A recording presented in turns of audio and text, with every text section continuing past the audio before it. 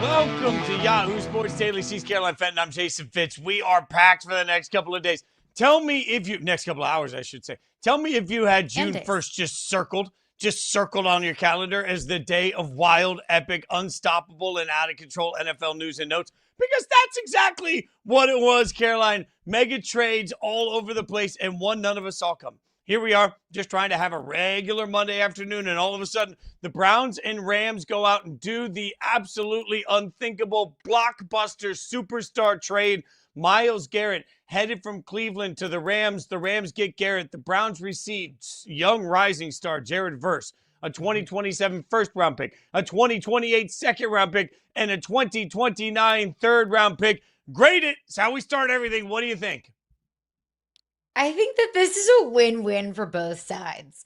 And I don't say that very often. Oftentimes in the NFL, I look at trades and I'm like, man, that team got fleeced, or oh man, that team's definitely on the winning end of it.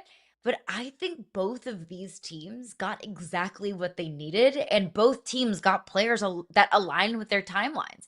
When you bring up June 1st, in Louisiana, there's a saying on Mardi Gras, on Fat Tuesday. Everywhere else, it's just a Tuesday. Well, everywhere else in the world, yesterday was just a Monday. But here around these parts, it was June 1. And June 1 breeds total and complete chaos. The reason why I think it's win-win for both of these two teams, I'll start with the Rams side of things.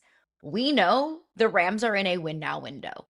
We know it is Super Bowl or bust in Los Angeles. Matthew Stafford's not coming back after an MVP season just to go 10-7 and to fizzle out and to maybe win a playoff game and everybody has a grand old time. No.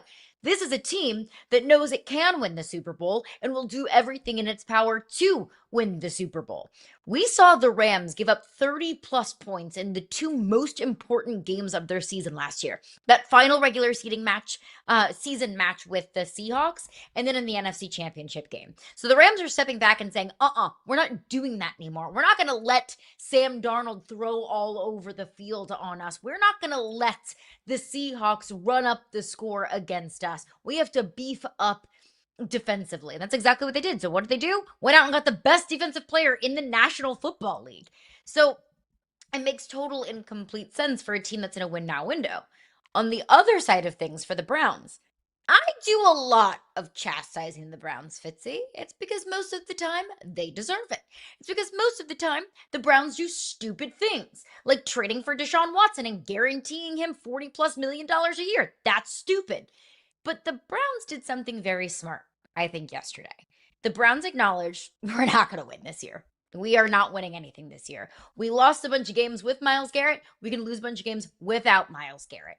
They know. They told us yesterday in trading Myles Garrett, they do not believe in any quarterback that they have in that room. They don't believe in Deshaun Watson. They don't believe in Shedeur Sanders. They don't believe in Dylan Gabriel. They don't believe in Taylor Green. They are going out to get their quarterback of the future in the 2027 draft. So what do? You get younger. You get a young Jared Verse who's only going into year 3 of his career, who has 3 more years on a rookie deal at just 25 years old. You bring him in, and then when you bring your young quarterback in, you've got an elite defensive player that can help bring that young quarterback along. I love this. I love it for absolutely everybody, and you're 1,000% right. I think quarterbacks are a big part of this conversation. I see here where we've tweeted out young started team up with Shedeur Sanders.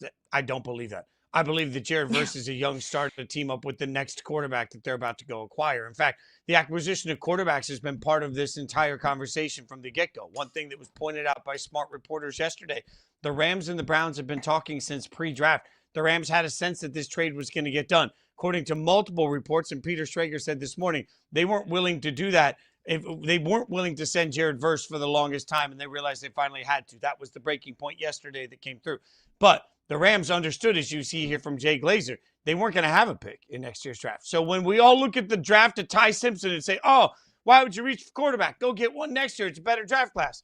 They were playing chess while we were all playing checkers. They already knew they weren't going to have a first-round pick next year because they were going to send that in some way, shape, and form to Cleveland to get Myles Garrett. Like, all of this sort of makes sense now. So the Rams get a little ahead of it. The Rams tell us, hey, we're in a win right now window, and Myles Garrett makes us better, which he does. And the Browns, I think, do acknowledge, hey, By the time we get to where we want to be, Todd Monken comes in as the coach. It's going to take a few years to get everything rising. We're going to acquire a 24-year-old or 25-year-old rising star defensive lineman that's already a top, let's say, 12-ish edge rusher in the NFL that's got a ton of runway left in his career. We're going to bring him to Cleveland, and by the time we get the team that we want around him right, he's going to be at his apex. He's going to be at his best. I think this trade makes total sense for everybody. Also, I have to give the Rams a ton of respect here too, because Sean McVay recently said, hey, he didn't like the way that he handled previously the trading Jared Goff.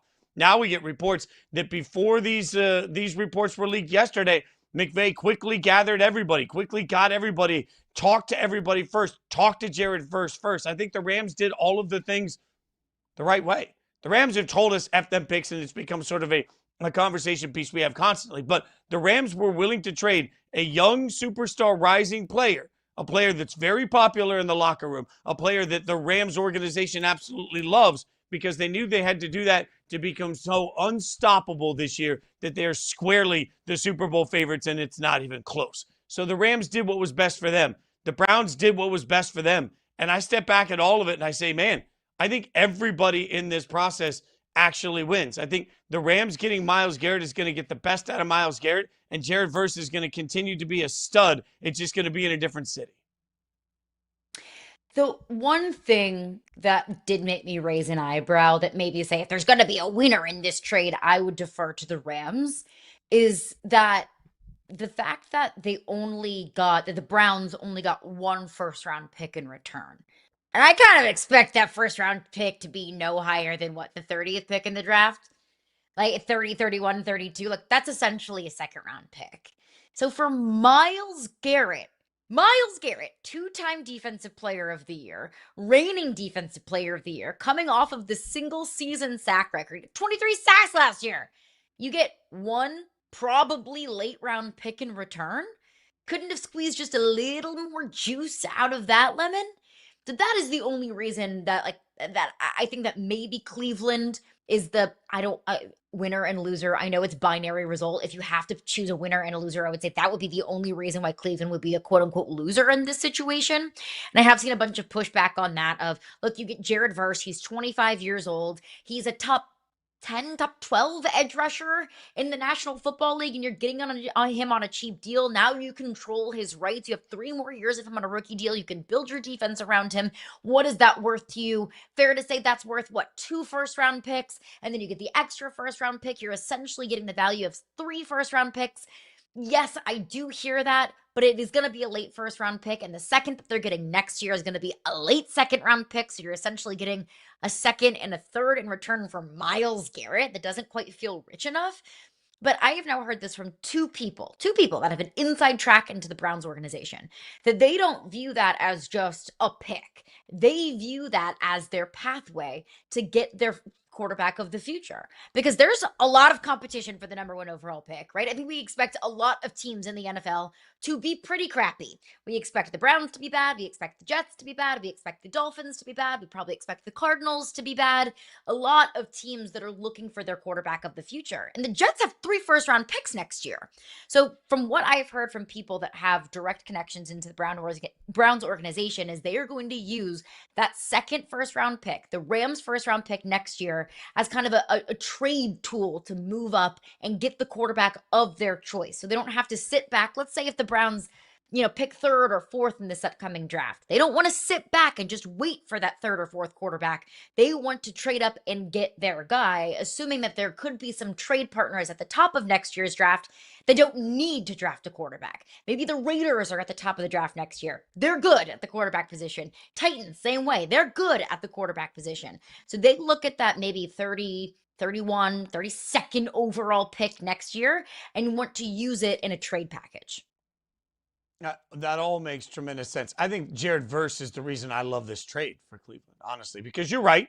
I would have thought a little bit more trade equity, but what Jared Verse does is he takes the question marks out of drafting. Think about what we just talked about in this year's draft. How many prospects were we talking about that were 24 or 25? Jared Verse is 25. He'll turn 26 during the season. And there are no question marks. there isn't an adjustment period. There isn't the young first year for most pass rushers that isn't quite statistically where they end up being. There isn't a learning curve. There isn't a how's his personality going to handle the NFL. There's none of that. Jared Verse by himself would be worth multiple first-round picks to some teams. And I think that's why he's such a cheat code in this trade. I think Jared Verse is the reason that I, not as a Browns fan, sat there with my jaw just hitting the floor. I understand we all want to say, hey, Myles, Myles, Myles, and I get it. FM picks is part of the identity of who the Rams are. The Rams, since Sean McVay took over, have only not made the playoffs twice. They are a team that's always going to be a Super Bowl contender. They're going to continue to be aggressive with these moves. They're going to continue to bring in stars. They'll give up those first-round picks. They trust their organization to maximize second, third, fifth, sixth-round draft picks. They do a great job of it. I'm not questioning the Rams and the way they do business, but the Rams have now completely gone all in, as they continue to do for right now. And yeah, Myles Garrett is absolutely a great piece for them. I understand it. I think for the Browns, they're taking the measured approach you have to take when you suck. When you suck, you don't suddenly become good overnight. How often do I say that we live in an Ozempic society? Like, we need the foundational pieces to be built to make your team really good. The reason the Rams can be this aggressive is because foundationally they've drafted really well when they've had picks for a lot of years. They've built a core of players that they constantly are able to refresh with new players. It's really astounding to watch them work. They can afford to lose a Jared Verse because they drafted a Jared Verse in the first place. The Rams are doing things sort of as a cheat code, but they are so far ahead of where the Browns are. What I love for the Browns is that you have to establish a foundation. That defensive foundation for the Browns looks incredible. As we've been saying, and I've said for the last month, if the Browns actually get good quarterback play, I think this team can win a lot of football games this year. Now, I don't think they're going to get good quarterback play. I think they're lost at that position.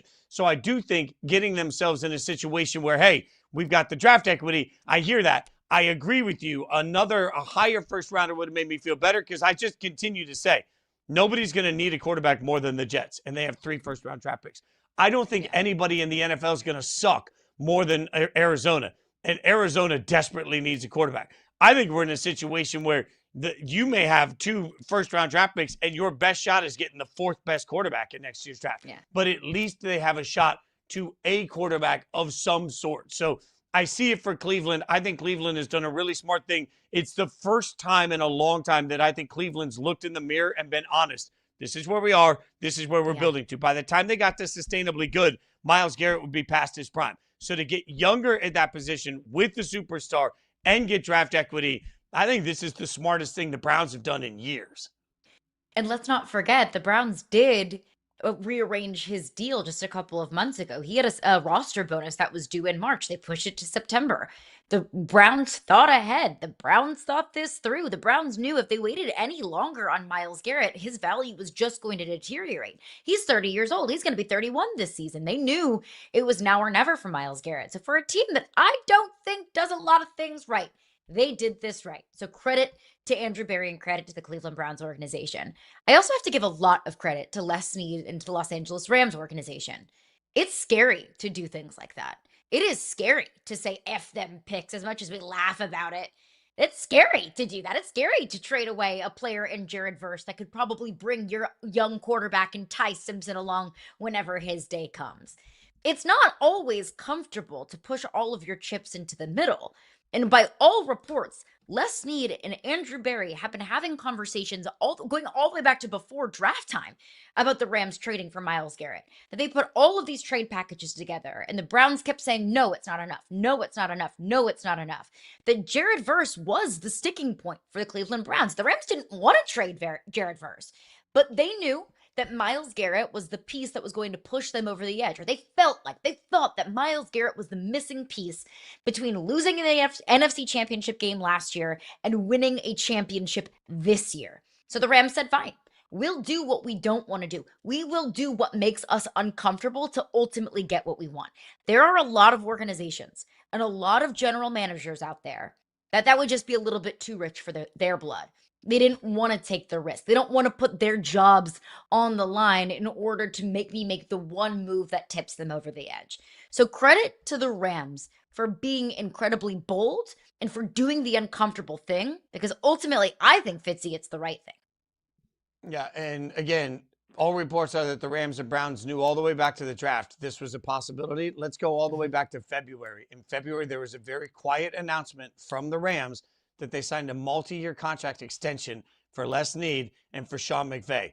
Got to wonder if at that point the organization hadn't looked around and said, hey, we're going to go all in, and we understand that that can make things really difficult when we're no longer all in, so we want to make sure you guys are here for every single ounce of it. Also, One another quick question for you, Fitzy. One quick question. Is Myles Garrett and Byron Young the best pass rushing duo in the NFL? Because I think this now makes them a better duo than Will Anderson and Danielle Hunter in Houston. And that's terrifying. I take that all day, every day. In fact, here's an alarming stat for you. As was pointed out, when the Rams started digging into Myles Garrett's tape extensively, he had 23 sacks last year. 20 of those 23 sacks came when they only rushed 4 and had no additional help. And Myles Garrett was double teamed. 20 sacks out of 23 when he was facing. So, like, Jared Verse has had a really, really good run, but he's going to have to be generational to match anywhere near the production that we've had. Absolutely generational to match anywhere near what Myles Garrett has done.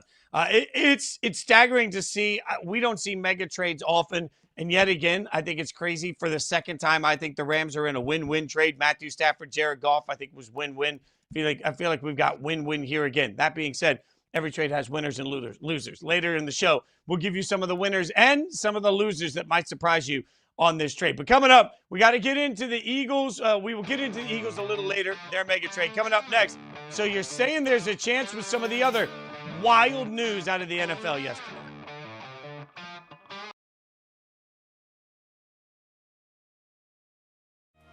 Going to go to the bench here at quarterback after 4 interceptions by Rubadu. This is Donovan Porchery. Played for Duke City last year, and he flips it out. Jefferson all the way to the end zone for the touchdown. So he hits the quick strike to Jefferson near side, and Jefferson goes all the way across the field and gets to the end zone, and just like that, 1-of-1 and a touchdown for Porchery off the bench. 9th receiving touchdown of the year for Jefferson. I mean, yeah, everyone loves to bring up all the pressure and tell me about the pressure. And I'm used to it. I've lived like this for quite some time now. For me, I just try to do my best to live in the moment.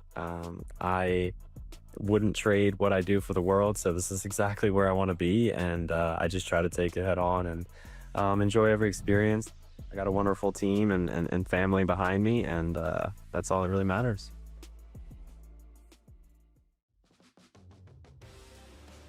What about the pre-fight talk? Do you feel like there should be a line? I mean, can we look at it like comedy? I think that would be awesome. You think that would be better? Even well, if you're I talking think about moms and stuff. I mean, that sucks if someone did, you know? Like, yeah, okay. I think, like, building up to it, like, if you and I were standing across from each other and we were going to fight, you'd probably say a bunch of stuff you really don't mean.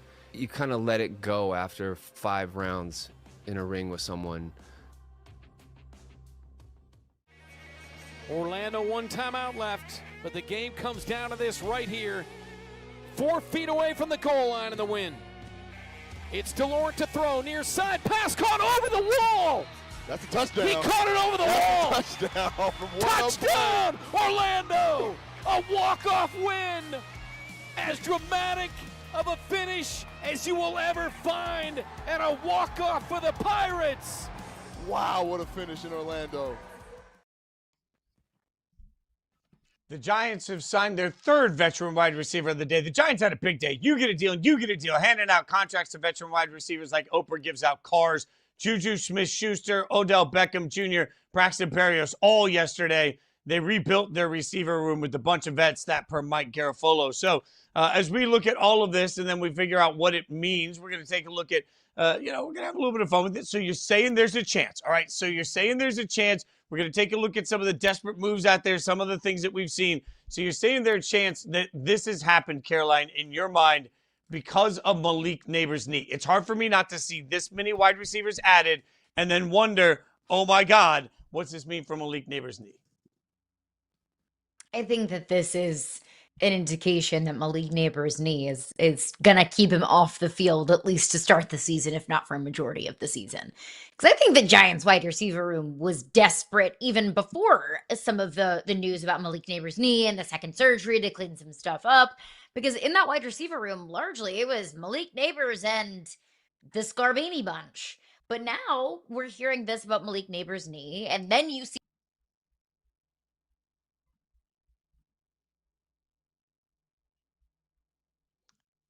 So we'll try and get Caroline back in just a second.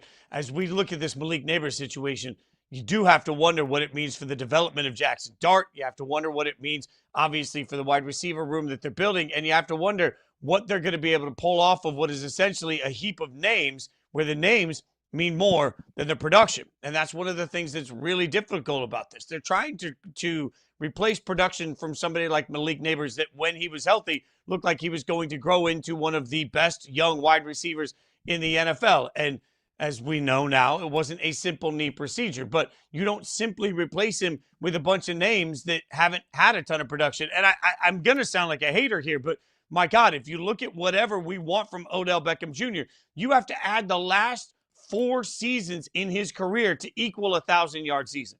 So if the concept is OBJ is going to come in and replace Malik Neighbors, that just isn't going to happen. If you add up the last 4 years receiving, he has just over 1,000 yards receiving in the last 4 years combined and 8 touchdowns in the last 4 years combined. That's less than the Giants would be hoping just to get out of a healthy Malik Neighbors. So while we hear the name, Caroline, Odell Beckham Jr., we're like, oh, God, the glory, the one. I just want to remind everybody that in Odell Beckham Jr.'s entire career, he had 4 1,000-yard seasons. The rest of them, 302, 319, 232, 305, 556, and 55. Like, what are we talking about here? If there's no Malik Neighbors, I don't care how many Voltron wide receivers you try and bring in, you are not going to stack to equal the production that Malik Neighbors means for the Giants. No, this is a bad look for Malik Neighbors' diagnosis and what that might be, because the best football is behind these guys, clearly. But OBJ's best football is behind him. Juju Smith-Schuster's only 29, which I did not realize. I thought Juju Smith-Schuster was like 34, 35 years old, but he has now had 3 consecutive sub 400-yard seasons. So that tells me that's more of who he is now versus what he was maybe in his early years with the Pittsburgh Steelers. And also, like, Braxton Berrios has always just kind of been like a special teamer kind of guy. He's never been anything super, super special. So you're bringing in these guys, and it almost feels like you're just kind of putting a Band-Aid on a bullet hole. They're none of those guys are Malik Neighbors. No combination of those 3 guys are going to, replenish what you're losing in Malik Neighbors. So I think that this is a bad sign for maybe what Malik Neighbors' knee looks like right now and his availability for the season. And this also stings for Jackson Dart. He showed so much promise in year 1. Year 2, under John Harbaugh, you would expect to see maybe some more flashes from Jackson Dart. Maybe you start to see his game come into form a little bit. I want to see more of Jackson Dart and what he can do in the pocket versus what he does on the run. But if we're trying to evaluate a young quarterback, is he our franchise quarterback? Is he a starting quarterback in the NFL, or isn't he?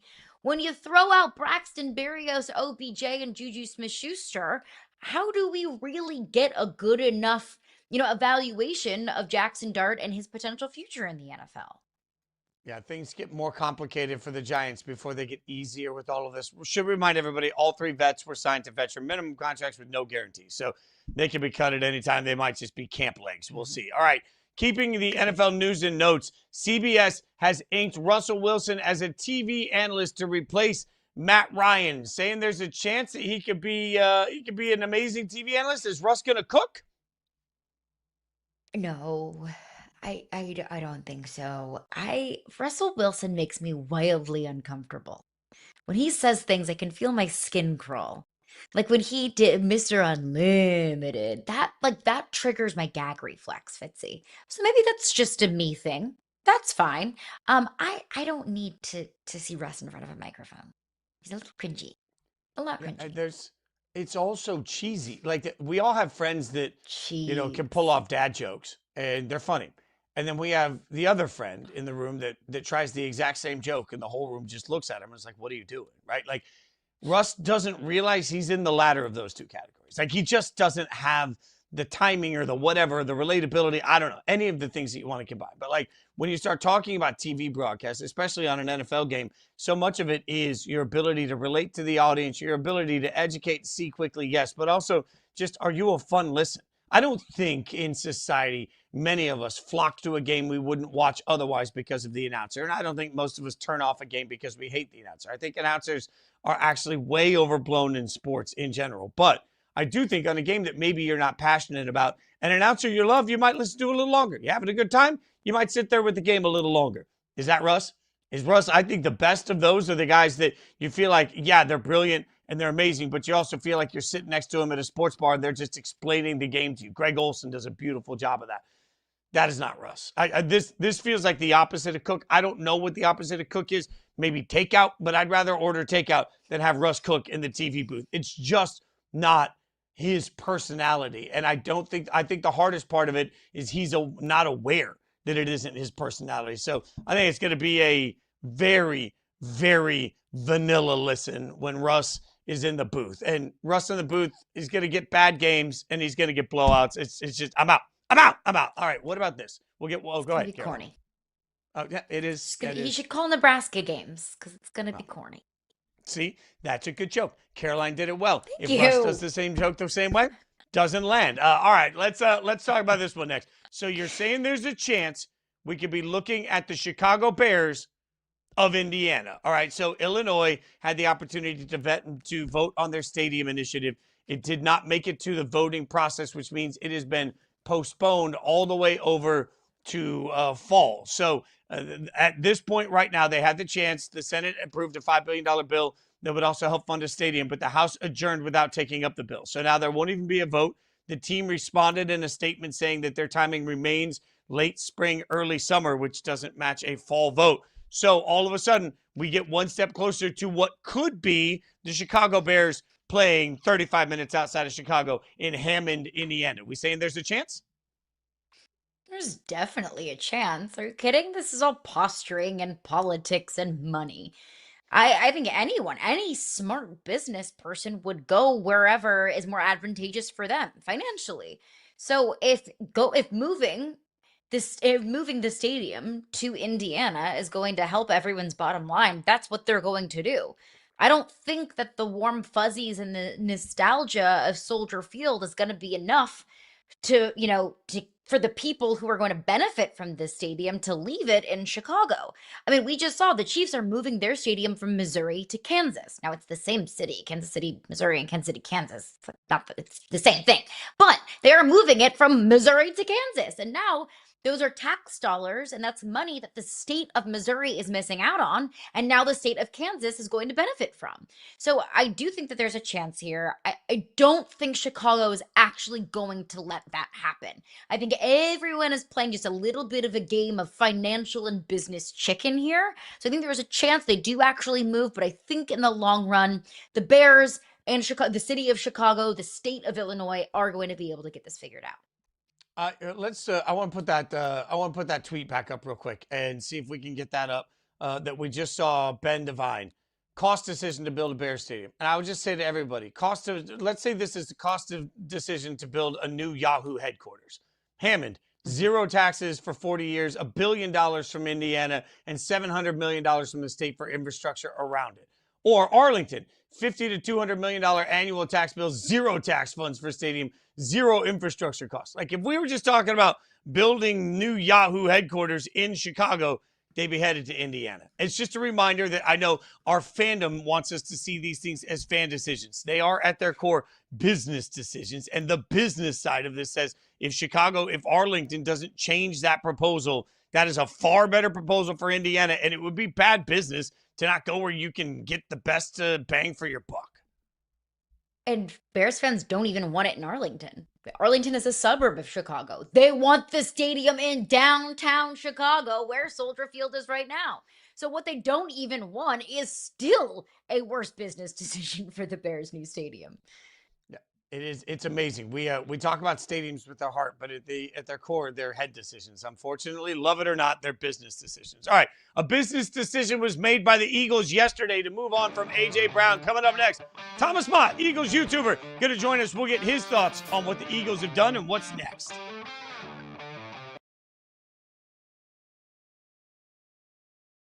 Rubido's going to have to stand in there. He's going to take a lot of big hits because they're going to give up pressure. Fake handoff from the 3, launches, got a man deep, caught, touchdown, New Mexico. Damon Street with the answer. Let's watch, there's Rubidoux gets drilled and just, I mean, poorly timed on the defensive play by or Decius. Decius jumps and the ball's not even there yet, but a great play though for New Mexico.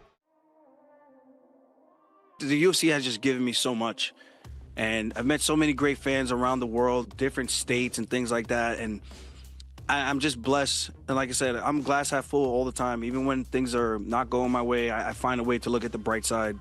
I'm just happy to be here, man. And one fight at a time. When it's all said and done, you know, I would love to have my last dance with the UFC. What's it mean to you to see your squad still celebrated and embraced like this 40 years later? It's pretty crazy, you know, to really still see this, and they haven't been in the winning circle since 40 years. It's time that they put it together. You know, 40 years of what this team that I played with, this is like the best team I played on in '86. I played on the '98 Yankees too, but this team here was a team that you just didn't want to mess with.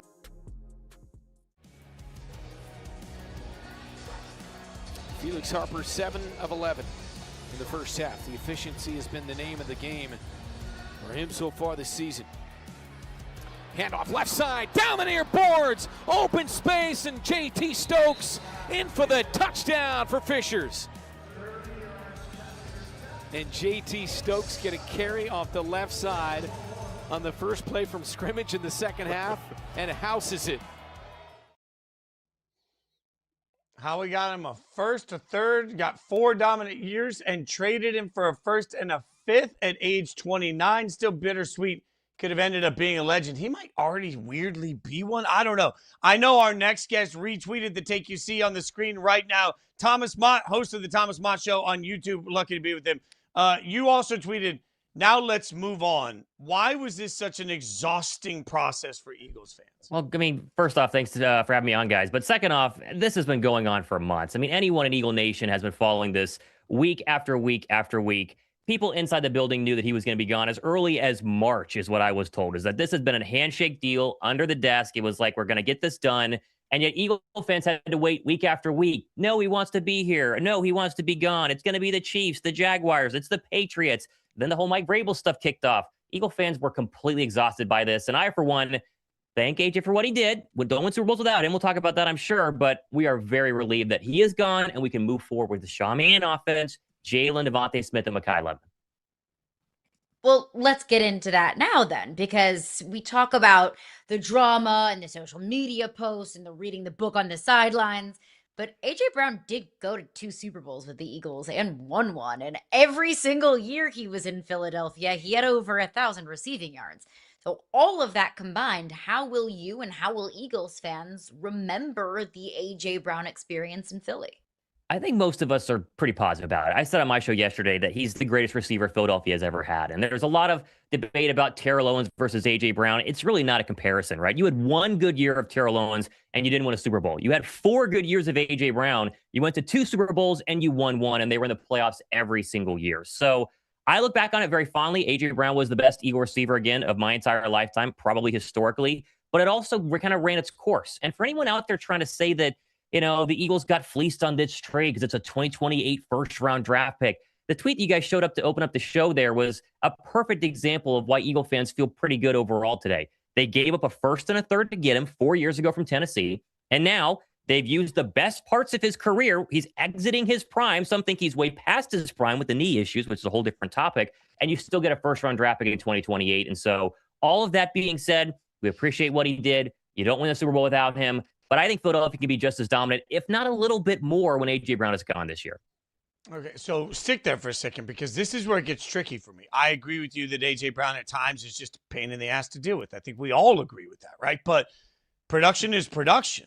And this is an Eagles team that's in win now Super Bowl mode. They just lost somebody that's worth a first-round pick to another team fighting for a Super Bowl. How did they replace his actual production and get better on the field without him?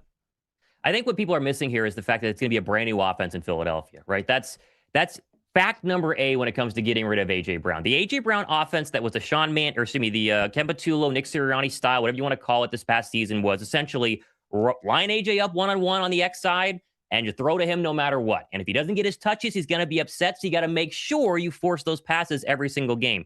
8 targets, 9 targets. It doesn't matter if he's double covered. He has got to get the football. This year, everything that we have heard so far from the entire offseason to the past couple of practices, they're out there today for OTAs, is that this offense is not just 20% different. It's completely different. It's a completely different playbook, and it's all in the Matt LaFleur and Sean McVay style. And so instead of force-feeding one receiver who, again, was elite and really made a lot of those one-on-one contested catches and was a big reason why Philadelphia won a lot of games, you now have a completely reloaded receiver room with what many people believe is a number one wide receiver in Devontae Smith, won a Heisman Trophy, had pretty good rookie season without A.J. Brown, and then has been second fiddle to him the past 4 years.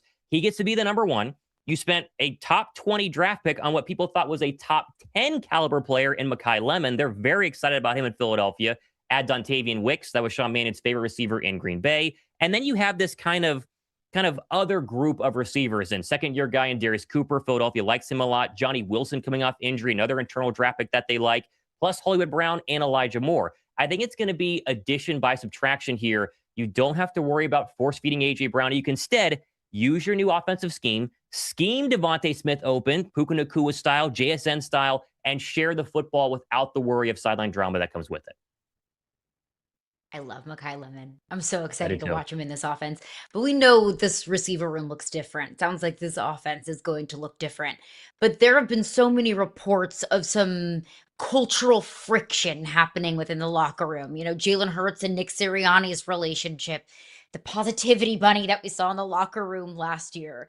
Of course, the A.J. Brown was part of some of that friction or drama, for lack of a better word, in the locker room.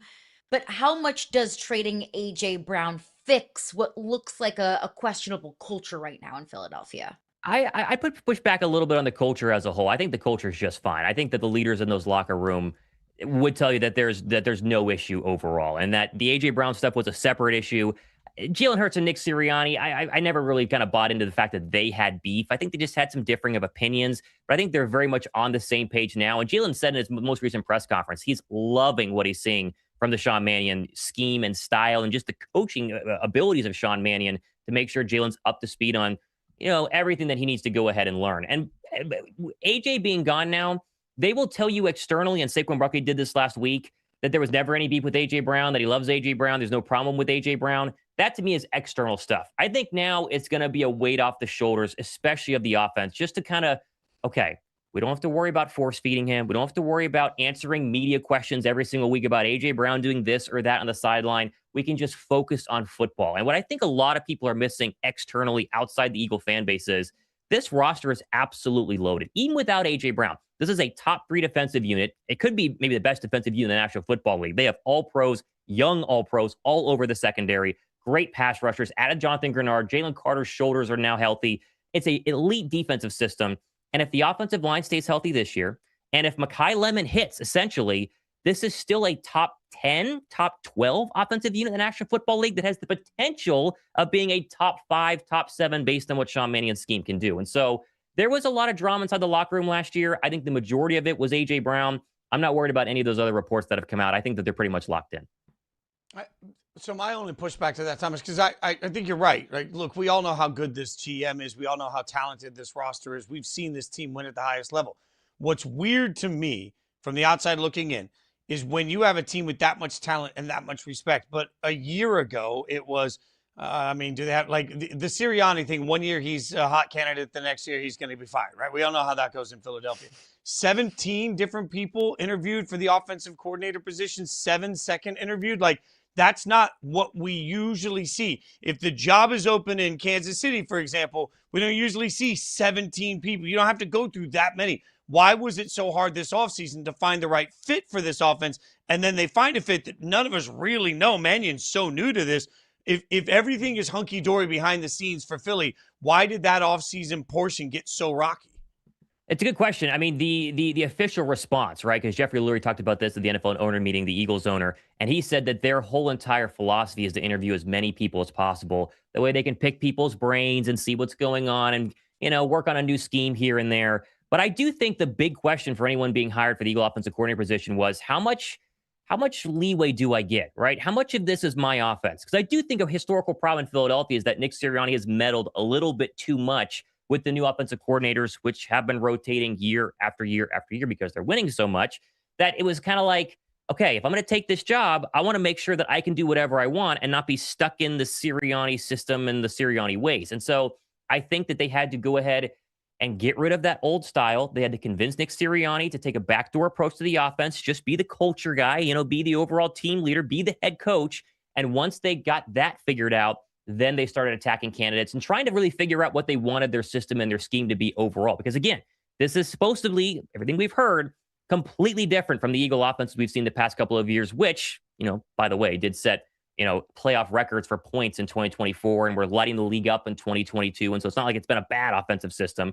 It just hasn't been a modernized offensive system. And so a lot of us were concerned about how long it was taking, but everything that we hear is that they love Sean Mannion, that they think that they found their guy, the future. And now we sit back and wait and see, because again, if the system works and if it is Sean McVay or it is Matt LaFleur, it's just modernized from the typical shotgun zone read up the middle and then an A.J. Brown stop route or an A.J. Brown in route or an A.J. Brown go route. Anything less vanilla than that is going to be exciting in Philadelphia.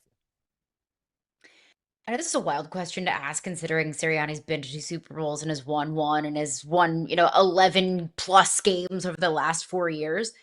But do Eagles fans believe Nick Sirianni is a good coach? I think most of them do. I think Eagle fans are Eagle fans notoriously, right? Eagle fans are very spoiled in the fact that they are one of the premier franchises in the National Football League, who also is one of the premier spotlighted franchises in the National Football League, right? We talk about the Dallas Cowboys all the time, and obviously I'm an Eagle fan. I like to rip on the Cowboys. But from a non-biased perspective, the Eagles are essentially as popular as the Cowboys nationally in terms of the media. Cowboys will still get more coverage on the big networks, but it's very close. But the Eagles have actually won something in my entire lifetime, right? I'm 30 years old. The Cowboys haven't won a Super Bowl since 1996 or whatever it was. So Philadelphia wins recently. And so when you go from a Super Bowl in 2022 to how bad and ugly the 2023 collapse was down the line, to then a Super Bowl in 2024, and then as disappointing as 2025 was, it does feel like your coach stays on the hot seat. And Sirianni doesn't help his case because he does say some goofy stuff, and his press conferences are kind of just long run-on sentences. They don't really tell you much overall. And he does have some of those weird sideline antics that are fun when you're winning, but also kind of annoying whenever you're losing. And so the fan base is very mixed on him, but it's very hard to just look at his overall production and go, this guy's dumb or this guy's not a good coach, because you can't win that many games over this long of a tenure. 5 years now, playoffs every single year, 2 NFC Championship game victories and 2 Super Bowls. He won 1, and he'd actually be a bad coach.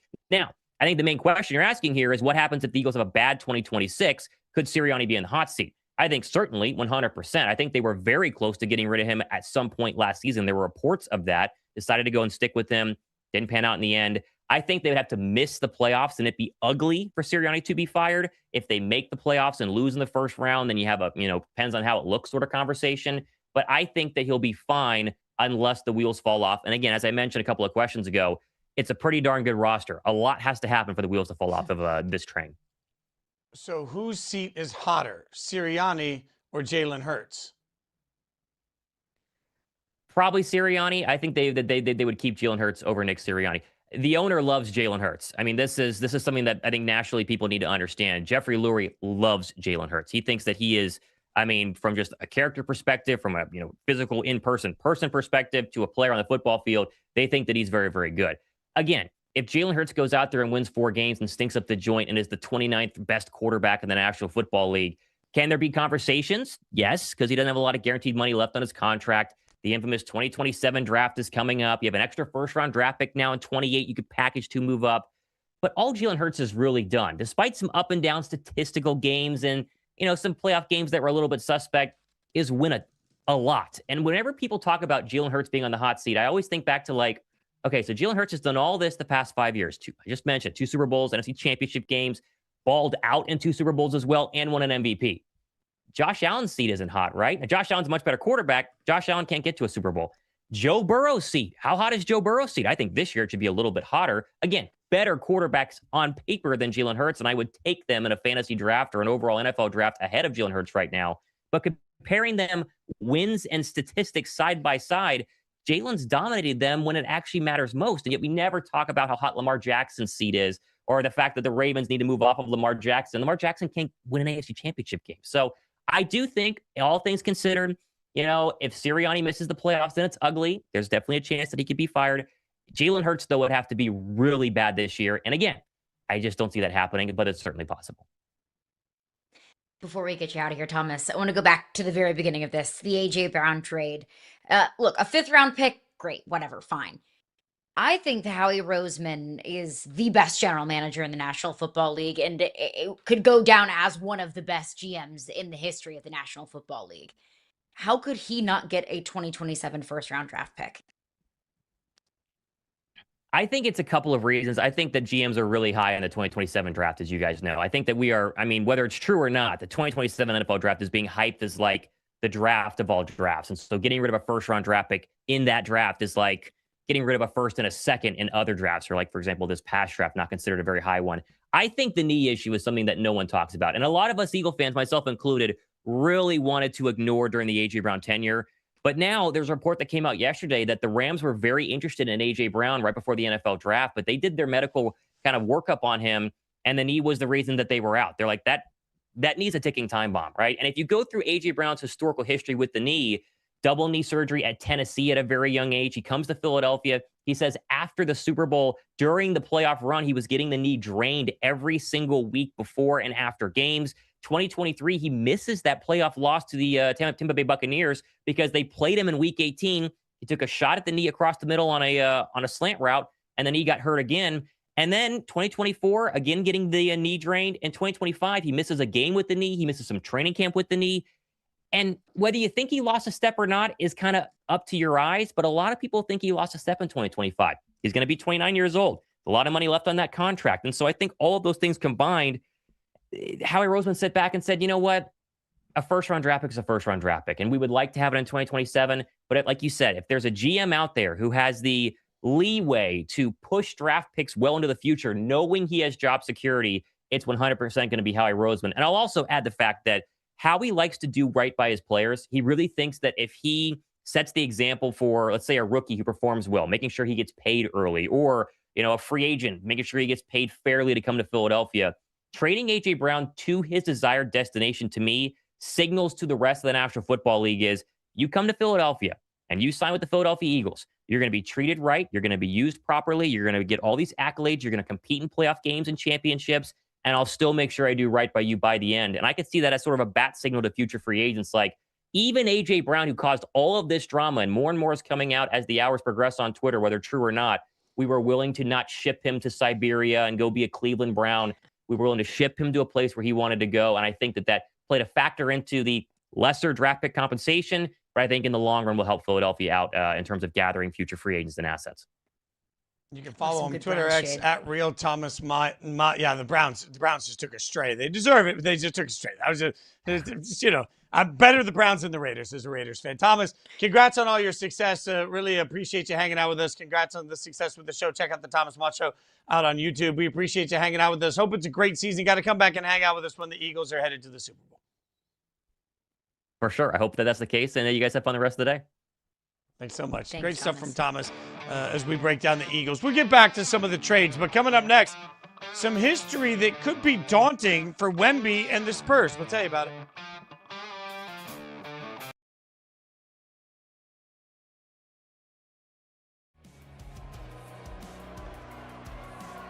There's the toss to Kerrigan. He is destroyed at the 2-yard line. And a great effort by Carson Taylor, defensive end. He makes Kerrigan really have to get wide here, and then good pursuit by the rest of the defense. Arizona down by 3. Snap to Myler. There's the give to Clark. Open space, hurdles a defender, and he's tackled at the 17. I loved Acuff all year. I mean, what an amazing college player. Oh, yeah. It's just his prototype in the NBA concerns me. But Acuff to me is the one that says, is he as good as Trae Young offensively? Probably not. Is he as bad defensively as Trae Young? Probably. And you hope not. There's a question about how playable Trae Young is, even with the skill set that he has. What's the difference between your show and their show? I'm going to say we have the superior talkers because I'm on the show, and nobody's a better talker than me in all of professional wrestling, and that's just a fact. We just feel really special, and we feel very distinct, and I think the biggest reason why, more than anything else, is because when I'm watching All Elite Wrestling, I don't feel like I am watching somebody play a character. Pretty low scoring first half with 5:38. Gonna send it deep. And Puka Williams out of his own end zone. Out across the 10 with a seam. He's out of Williams there. on the run. Inside the 20, breaks the tackle of the kicker, but Sutherland got just enough to trip him up. Huge return down to the 13-yard line. And the guys are going to make fun of him because he got tackled by the kicker to stop him from scoring a touchdown. Holy smokes. Players 7'4" and taller in their NBA careers. Rick Smits, 12 seasons. Sean Bradley, 12 seasons. Mark Eaton, 11 seasons. Yao Ming, 9 seasons. All limited by injuries in some way, shape, or form, which is on our minds because we're watching Wemby at 22 years old do it we've never seen before. We're watching absolutely incredible Wemby come in and dominate, and he looks different in every way that he does it, Caroline. So now all of a sudden Wemby at 7'4" is looking at this history. Can Wemby buck the trend? I think I don't know. I think so. Clearly, history is not very kind to 7'4" plusers. And of course, there are unique health concerns that exist when you are that massive. But also, I've seen videos of Wemby lifting weights underwater and training with monks and doing all of these things to make sure that he can protect his body. That, modern medicine is, far more advanced than when Rick Smits was playing in the late 90s and early 2000s in the NBA. That wasn't that long ago, but have you ever watched a movie from like 2002? It looks like it was made in the 1500s. It's like a lot has changed in the span of the last quarter of a century. So, how Wemby protects his body, modern medicine that exists, I think, sure, yes, Wemby does have more tools at his disposal than those players did to be able to play longer and to have more longevity in this league. And I do think that longevity is an important part of the quote-unquote GOAT conversation. But Wemby has suffered injuries in the NBA. He had the concussion earlier. He's been dealing with things that have kept him off the court over the last 3 years. And the 65-game threshold was at least a question mark for Wemby this season. So injuries are something that are going to be a part of Wemby's Wemby's conversation of his career. But I think that he does have all of the tools to keep him on the court as long as he possibly can. Part of this just comes back to me to the change in the NBA also. Like so many of these players we're talking about played in the 90s or early 2000s. Basketball was a completely different game. And then on top of all of that, Wemby even plays the current game different than most people that are his height. When we hear 7'4", we always think the same thing. Tall, lanky, unathletic dude that just sort of lumbers down to the middle of the court, sits in front of the rim, takes a beating from 4 different bodies, and then tries to turn around and do things because he's just taller. That's what we think of when we think of 7'4".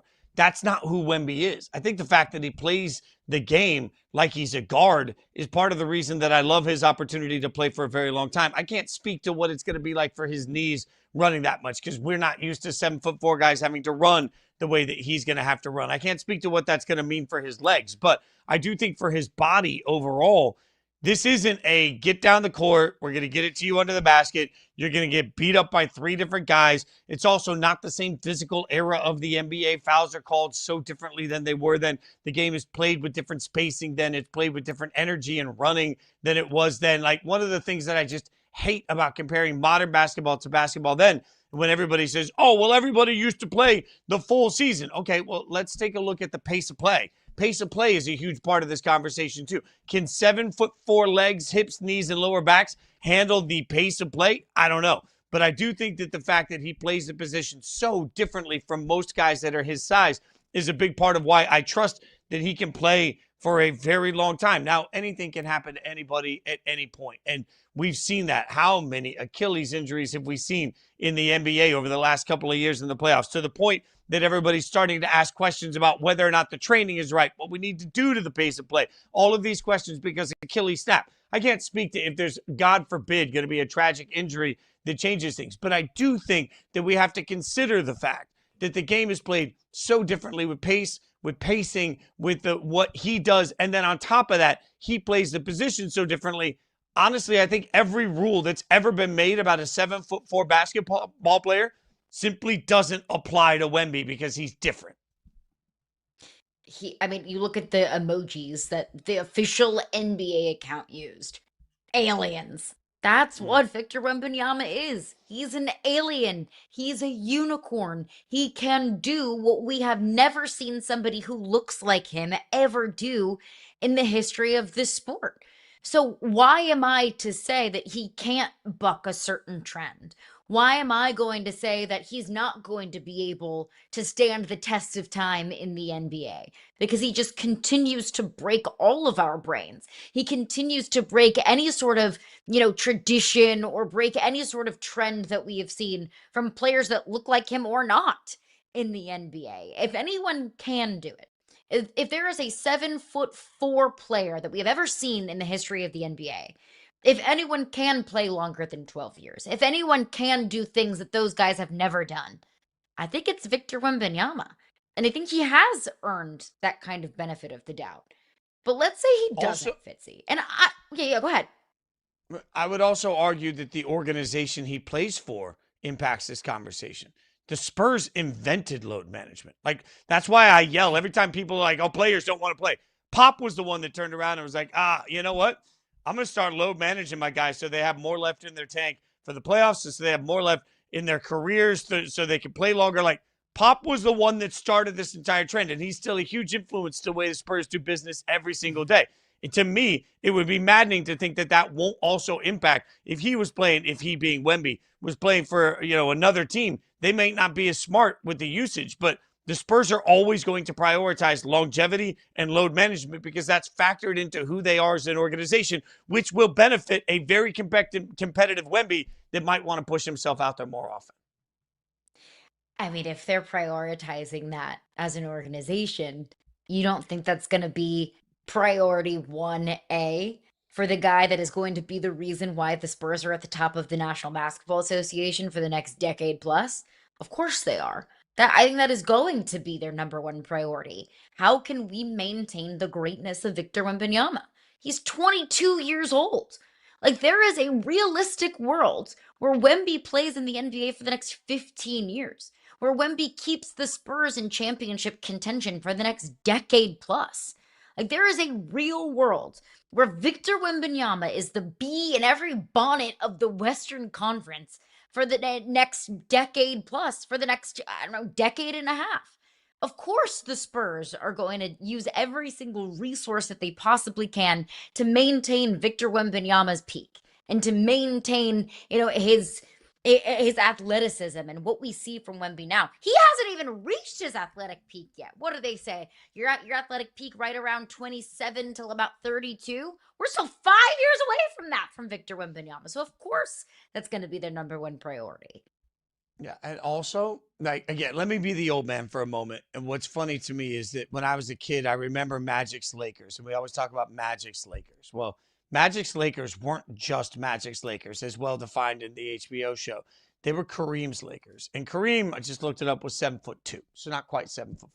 But late in his career, Kareem's ability to lumber down the court, find the position, and get the sky hook off, it was something that could never be defended. He was a presence all the way late into his career with the Lakers because he figured out how to make sure that his game could always transition into what was needed from him then.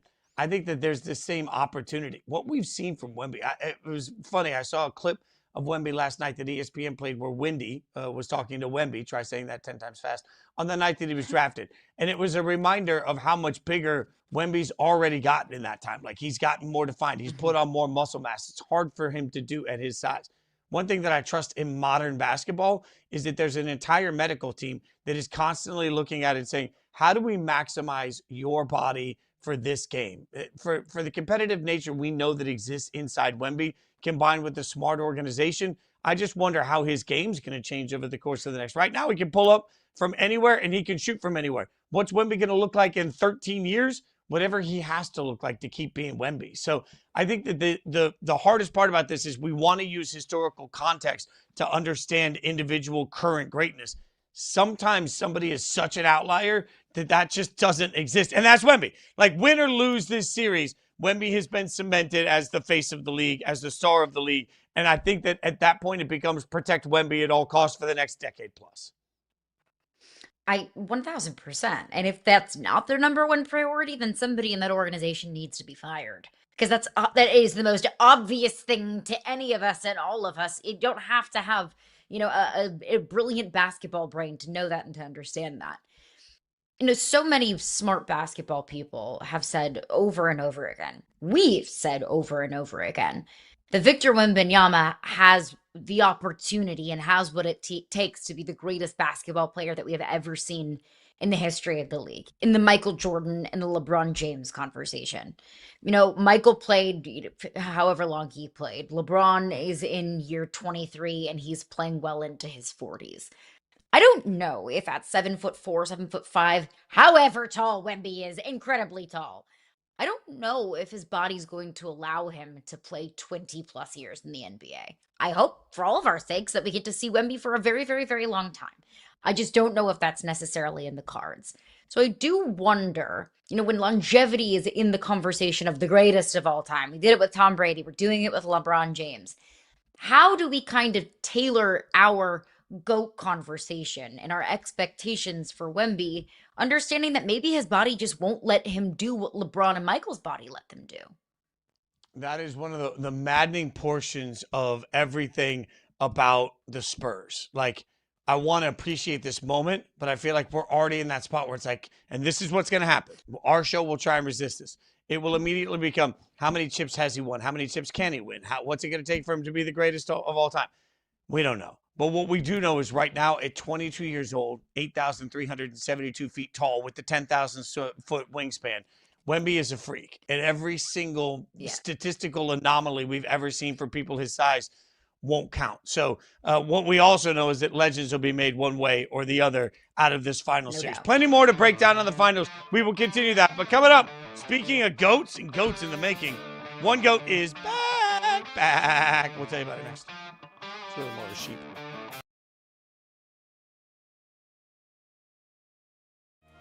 Going to go to the bench here at quarterback after 4 interceptions by Rubinu. This is Donovan Porchery.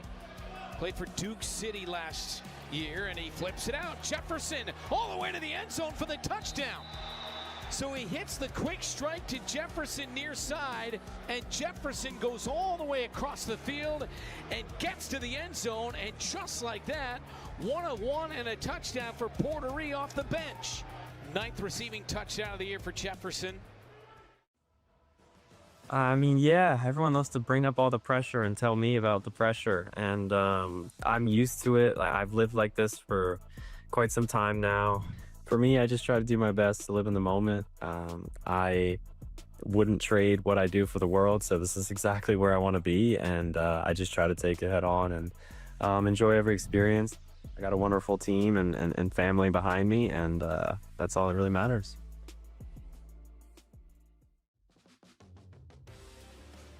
What about the pre-fight talk?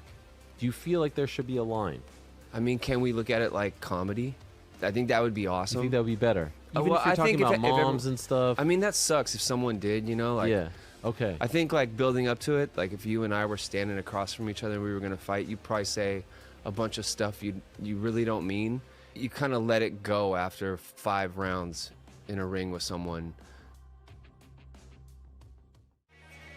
Orlando, 1 timeout left, but the game comes down to this right here. 4 feet away from the goal line in the win. It's DeLore to throw, near side, pass caught over the wall.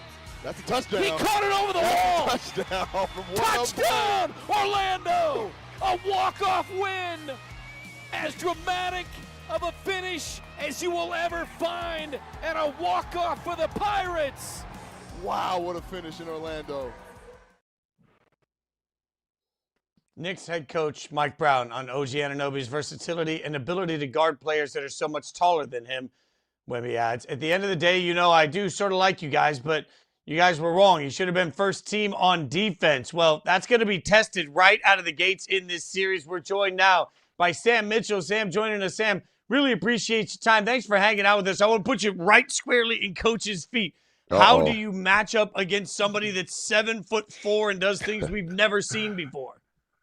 Well, I don't think you can. I mean, you really couldn't match up with Michael Jordan. You really couldn't match up with LeBron in his prime, the greatest of the great guys. You can't match up for him against him. The thing you have to do is limit the opportunities for their teammates. So it's going to be important that they don't let Castle and others have big games. Wemby, some kind of way, is going to figure out how to get his points.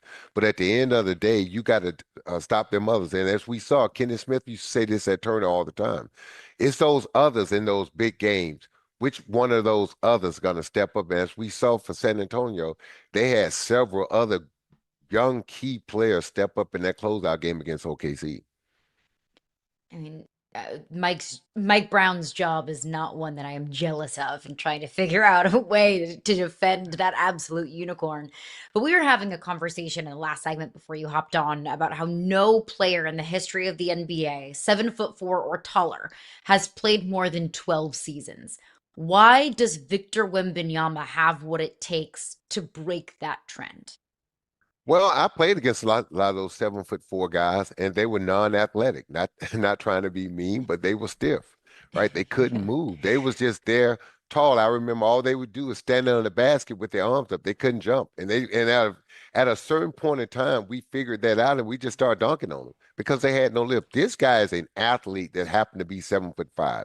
And not just an athlete, a superior athlete. There are nights where he's the best athlete on the floor. And then when you factor in how skilled he is, his ball handling, passing, his basketball IQ, his shooting, and then his mentality. I think that's the thing that separates Victor, that killer instinct, that I want to be the best, I want to win. And guess what? I'm going to drive and push and drag my teammates along with me. And if you know this young team, they have embraced Victor. He is their leader, and he's going to take them a long way. But I'm going to caution people now. I picked the Knicks to win the championship, and I'm not. And I picked San Antonio to get to the finals. But I think the Knicks are going to win because two things. Karl Anthony Towns, he going to stand out there and shoot 40% from the three, and he will shoot them. And he would take you off the dribble. So Victor is going to be occupied. Victor is going to have to guard a guy that wants to get 30. People forget Karl Anthony Towns can go get 30, 35. He wants to do that. And then second, those bookend forwards that the Knicks have. Mikal Bridges and OG. San Antonio and OKC play three guards. How are you going to match up with that size and that skill? And both of those guys can shoot the three. They can defend. And so even though I think San Antonio's future is bright, I think this year belongs to the New York Knicks people. So, Sam, stick there for a second because you just told me, we all know, I remember watching Jordan, right? And like every year you took on Jordan, you didn't beat him in the finals, right? So what would it mean for the Knicks considering the fact that they are taking on the alien and they've had such an incredible... He ain't Jordan yet, guys. Pump the brakes. Okay. He's not Jordan because we saw some games very un-Jordan-like. Michael Jordan didn't have some victim games when it was bad or mediocre. It was bad and mediocre. Michael Jordan didn't have bad and mediocre games in big moments. So he's not there. He's not there yet, guys. He's just not. All right. He's got to get stronger. The players around him got to get bigger. Look, I thought they would beat OKC because without Jason Williams, a secondary ball handler, and I'm just going to surprise you, San Antonio guards other than Shea are better. They're bigger. They're more athletic. Maybe if Jason Williams would have been there, I would have picked OKC, and I think OKC would have won. But without him, I thought San Antonio would win this series, and they did. But the Knicks are a different animal, guys. The Knicks can check every box. Where does Victor struggle? With size and strength. They got a guy on the bench that comes off the bench called Mitchell Robinson that would beat the crap out of anybody. And, guys, you keep forgetting, Karl Anthony Towns is not some finesse center. Even though he can pass and shoot and dribble, he will lay wood on you also. So this is going to be a very, very physical series for the San Antonio Spurs. It's going to be interesting for me to see if Mitch Johnson kind of play with that lineup a little bit. If it was me, I would never play Victor at the 5. He would always be the 4 if I was coaching him. But again, I would try to protect him from all that physical contact. So this is going to be an interesting series, guy. But I think the Knicks from top to bottom is a better team. And then you got 2 all NBA players in Jalen Brunson and Karl Anthony Towns. Coach, I'm picking the Knicks in 7 too. So I see that San Antonio. You're taking Knicks in 6? Yeah. The Knicks are not going to have I to go like back to it. San Antonio in the Game 7 and win. The Knicks will get one of these games in San Antonio. Guys, this Knicks team is good, for real. If you look at that roster, top to bottom, they got the best roster in the NBA. They got an all-star center. They got an all-star point guard. OG Anunoby can be an all-star at any year. Mikal Bridges can be a step below. Then you got Josh Hart. Then you got the bench. And then you got a guy like Mitchell Robinson who can come in, defend, and rebound, and it's physical. Then they can play big. They can play small. They can put OG at the 4. Guys, people don't, sometimes I wonder who they put in these seats to analyze and break down these games and stuff sometimes, because what I'm seeing and what other people are seeing, it's just different to me. OG Anunoby is 6'9", guys, 245. Who's going to match up with him for San Antonio? And that's a fair question to ask. And look, I just watched the Knicks sweep in 2 consecutive postseason series and not even just barely skate by those teams. Like, absolutely dominated the Sixers. They made Cleveland quit. A good team that won 64 games last year. On their guys, I played in the NBA. You know how bad you got to beat me to make me quit at home? And I got to live in that city? And I got to walk around and go to restaurants. My kids got to go to school. I got to pick my kids. So y'all don't understand what it takes when you live in these communities and you get beat like that. Guys, you live there. You're not in a bubble, right? Your wife goes out. It's a different feel when you know that somebody came in your house and just took it over. So that being said, then, and I understand playoff basketball is so different than the regular season. The Knicks just didn't have this magic during the regular season. Why? What changed? Think about it. Go all the way back when Mikal Bridges said what he said, when he apologized. I've been caught up in my feelings too much. I've been thinking this about me. See, he got caught up in the fact that they made all those traded all those players for him. But at the core, he's still a role player, a very good role player, but he's a role player. The stars of that team are Karl Anthony Towns and Jalen Brunson, and then OG. So I think everybody had to figure out and get outside of themselves, and then come to Jesus meeting and look in the mirror and say who I really am. Yeah, you're a good player, but nobody's building a team around you, young man. You're a piece. Now, you're a valuable piece, an important piece, but you're a piece. And you're only a good, valuable piece when your mind and heart is in the right place. And I think people didn't give Mike Brown, don't give him enough credit for not just the X's and O's, but the more important part. I can get assistant coaches to help me with the X and O's, but it's that one-on-one relationship to get guys to buy into the concept of the we means more than me. And I thought when Mikal Bridges said that, guys, I've been around the NBA 25 years. I played and coached. I ain't never been on a team or heard a player come back and say, it was me, not the coach, not my teammates. It's me getting out of my own feelings and accepting my role, and more importantly, accepting who I am as a player. So let's live in a world where the Spurs do win a championship this year. Now, it won't be the first time we've seen a 22-year-old big win a championship in San Antonio.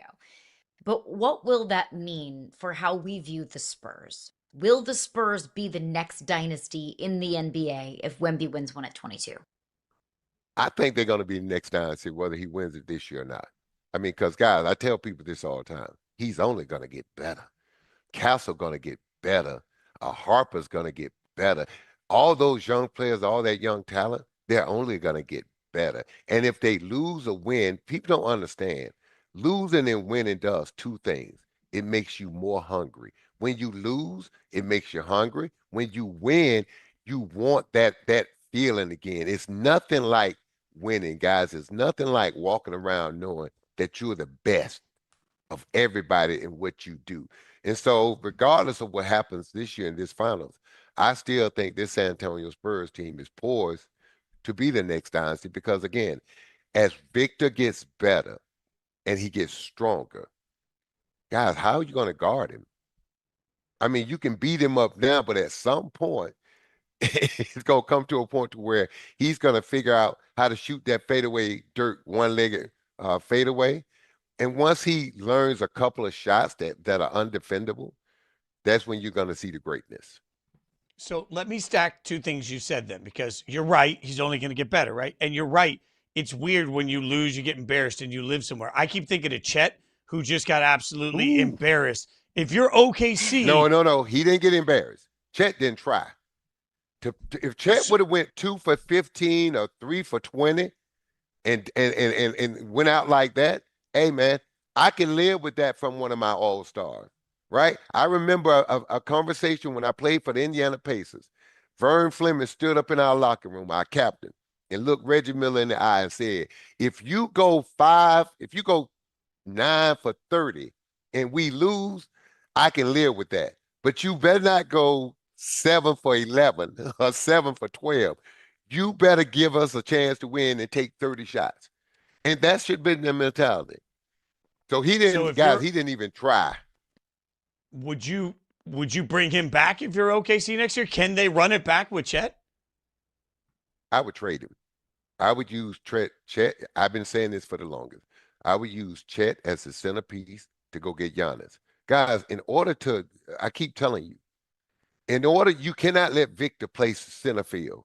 You have to put him on a primary score. He has to know that he's on the court guarding the guy that's going to go at him. Even Hartenstein, he knows the number one thing with Hartenstein, that little 8-9 foot floater, but he can't do any damage with that. Can't beat me with that. So a guy like Giannis, think about if you trade Chet for Giannis. Now when OKC steps on the floor, Victor understands, I got to guard Giannis every second, every minute on the floor. If I overhelp, Giannis going to get every offensive rebound. Giannis going to take the ball and come right at my chin. He's not going to back down. So Victor going to understand every time he steps on that floor. Now, he's got to pay 100% attention to Giannis. Think about it in the OKC series. Guys, he didn't have to guard Chet. He didn't have to guard Hartenstein. He was able to roam and do all the things. And look, Shea had a great series, a great game, but he just couldn't do it by himself because I said it before the series. In order for OKC to win that series, they were going to have to make a lot of threes. So if we are talking about two potential dynasties in the making, Oklahoma City and San Antonio, what's the team in the West that you think could dethrone either of those two teams? Minnesota. Guys, think about this now. We might not even be talking about San Antonio being in the finals if Anthony Edwards wasn't hurt. You know, look at the numbers he put up, and he was on one leg, both knees, just shot that was just dogging him that whole series. And what people don't understand, when Anthony Edwards is at his best, he makes everybody on that team better. Now Julius Randle don't have to handle the ball all the time. Now Nas Reed don't have to dribble until you get tired. Now Rudy Gobert is a better player. Now Jaden McDaniels is a better player. So if Anthony Edwards is healthy, with that, and they keep this group intact, Minnesota can challenge them because, guys, you have to pay a lot of attention to that guy, number 5, Anthony Edwards. We could talk ball with you all day, Sam. It's a delight. It's an honor. You're amazing. It's incredible. You got to come back and hang out with us again. Your insight's truly amazing. We appreciate you hanging out with them. You guys can listen to him on SiriusXM NBA. You can see him all across NBA coverage. Coach, we appreciate your time. Thanks for hanging out with us. Anytime, guys. I enjoyed it. That was great stuff from Sam Mitchell. I feel smarter and even more excited all at the same time. Coming up next, we'll go from one legend to another. Caitlin in the news, controversy around the Fever. As always, we'll break it down.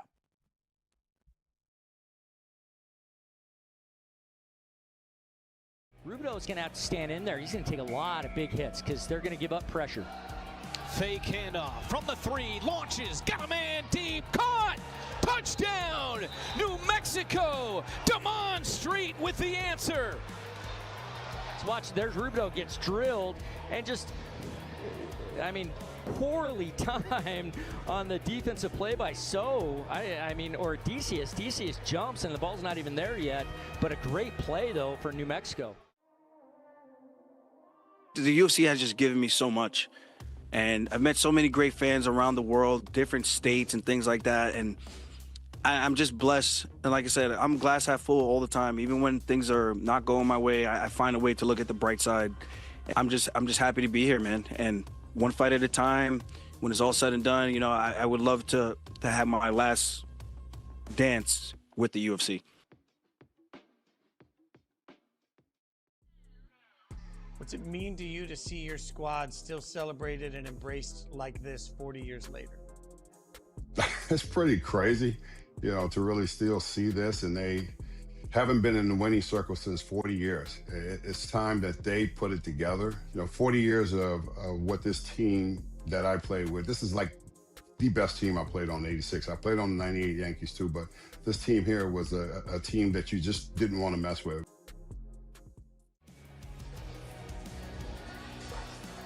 Felix Harper, 7 of 11 in the first half. The efficiency has been the name of the game for him so far this season.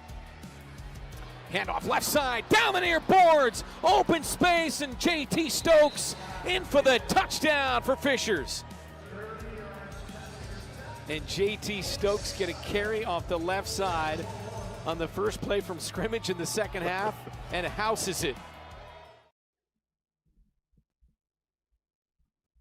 It's one of those things you have it behind closed doors, but when it spills over, when the coach has to basically say, you know what, Caitlin, enough is enough. This is too disruptive. That's Cheryl Miller talking about the Caitlin Clark, Stephanie White video.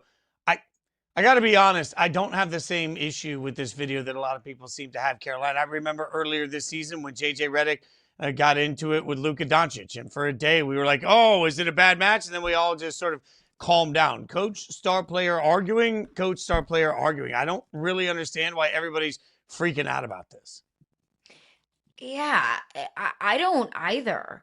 I mean, we've seen this so many times before. Remember when Travis Kelce was screaming in Andy Reid's face on the sidelines in the Super Bowl? Like, this kind of thing happens. And we heard from both Caitlin Clark and Stephanie White yesterday in their post-practice media availability, and both of them said, look, it's competitors, and we want to win. And Caitlin has an idea of winning, and Stephanie White has an idea of winning, and that idea, they just clashed, and that's what happens when you're a competitor and tensions run high, and then you're in incredibly high-stakes situations. I mean, the Fever got their butts whooped by the Portland Fire that night. It was a 20-point loss. If your star player isn't pissed off, you've got a problem.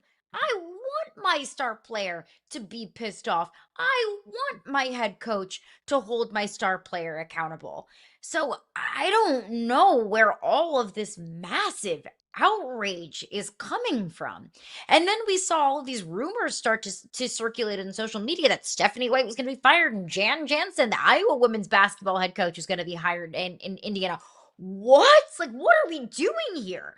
We see these interactions between coach and player all the time, and never have we heard any sort of threat to that coach's job security. But now we are here.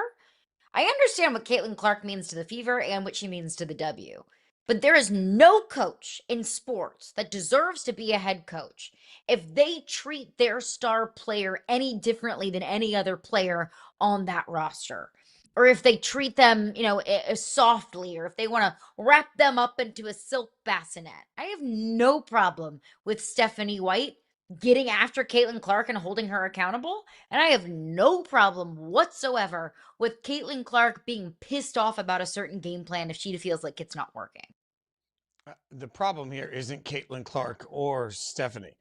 The problem here is all the idiots on social media that are chiming in on this so loudly, like it's some great disgrace to the sport that a coach and a player have argued. I mean, we had Lexi Hall on yesterday, right? And we asked direct questions about what happened. That got clipped off by Yahoo. Look at the comments in social media. Immediately, it was like spin control, damage control. They sent her on a PR campaign. We had her booked before any of this even happened. I don't want to bog people down with details. Like, I know people don't like facts in today's world because frankly, screaming seems to make more sense than actual application of any real logic. But like, here's just real logic for you.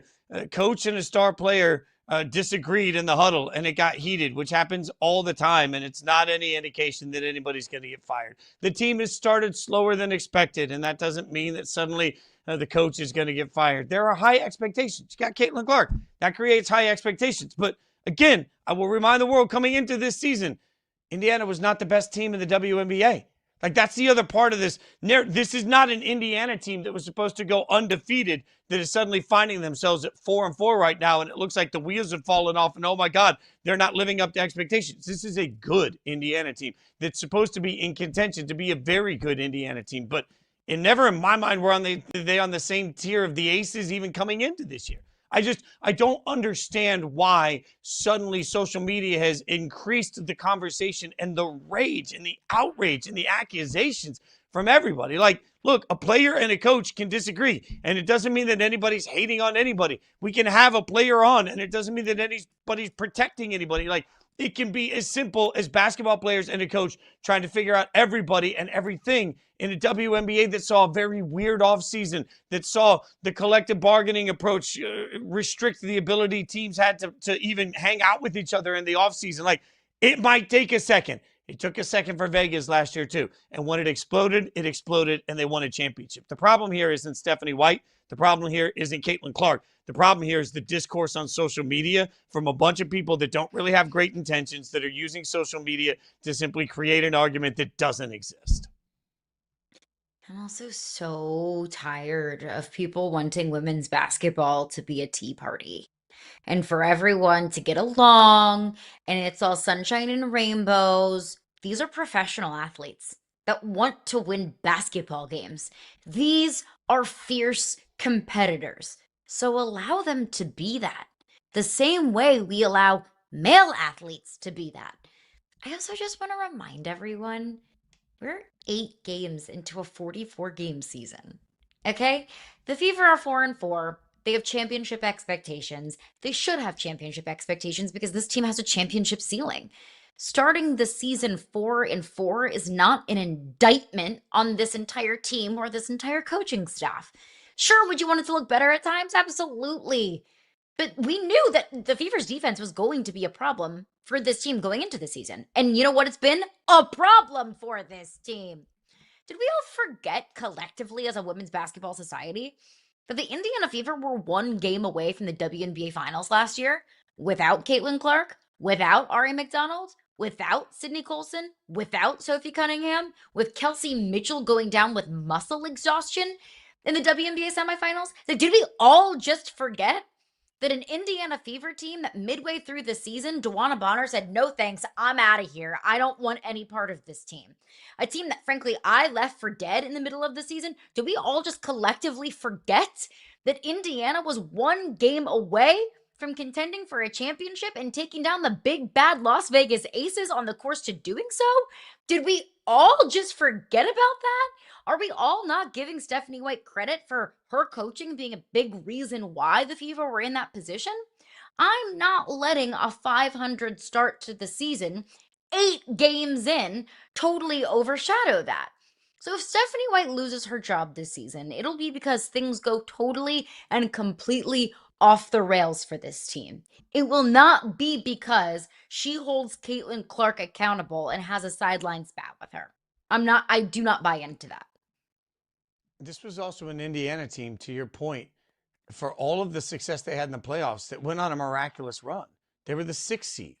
They were 1 game ahead of the 8th seed. They almost missed the playoffs, right? So this isn't Indiana. Like, it's a process. It's a long process. And I think that's part of what, like, I don't understand the need to anoint Caitlin from day one has meant that all of a sudden, all of these people, and again, like, I think there's a difference, as I say every time we talk about the W, there's a difference between diehard fans talking about a sport that they love versus people that are just coming in with inflammatory hot takes on Caitlin Clark. And unfortunately, that's just part of what happens through all of this process. But to me, Caitlin's coming off of an injury. She missed a lot of time. She said at the very beginning of the season that she was struggling to get her conditioning under her. Like, let the beginning of the year be the beginning of the year. In every single sport, there are teams that start slow. And frankly, I just earlier in this show talked about the Knicks, who during the regular season were defined by their inconsistency until they figured it out. When they figured it out, what do you know? Now they find themselves in the NBA Finals. Can we not allow Indiana, on a team that again is coming off of a collective bargaining break basically during the offseason, that comes together, they got to figure everything out quickly. Can we not allow them a little bit of grace before we decide that people should get fired? So what? At the end of the day, so what? A coach and a star had an argument in a huddle. So what? The only people that seem to have a problem with it are the people that weren't in the huddle, and maybe every single one of those people needs to just get over themselves. All right, we've got plenty more to break down because Thursday's a huge matchup. We will preview that. Atlanta taking on Indiana, going to be all kinds of chaotic. But coming up next, we've got a comeback for the ages, a GOAT coming back to join us. We'll break it down. Serena headed back to the tennis courts. What does it mean? We'll figure it out next.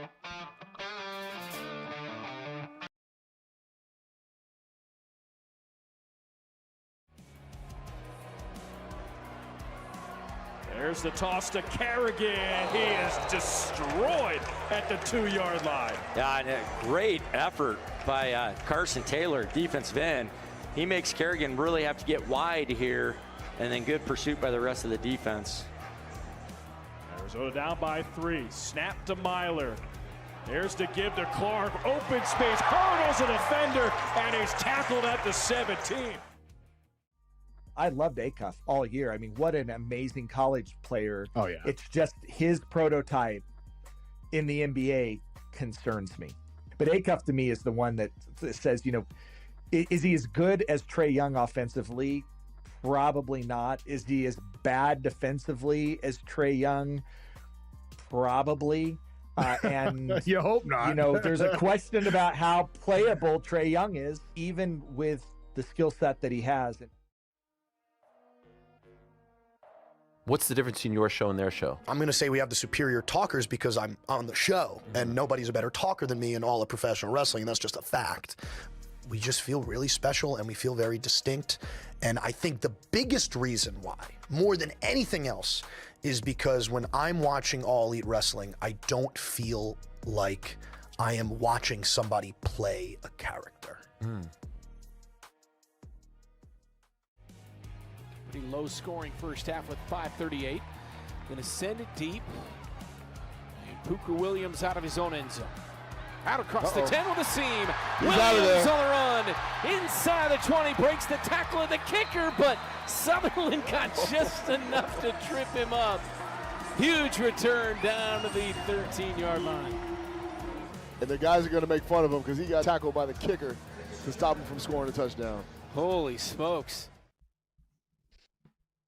The GOAT is returning to tennis. Serena Williams is officially making her comeback. Will play doubles at this year's Queen's Tournament. So we get a GOAT stepping back on the field in their respective sport. Caroline, I think this is more and more prevalent in modern society and is only going to become bigger and bigger in all sports, in part because people take care of themselves differently. The length of time that somebody can play, the work, the time somebody can put into their body, the ability to still play at an advanced stage, it's just different now than it was 20, 30 years ago. So, you know, go back and watch the Golden Girls and then Google how old they were supposed to be on that TV show. They were supposed to be in their 50s in that TV show, right? Like, now think about what somebody looks like. Yeah, as Caroline giggles at people close to 50. Watch it.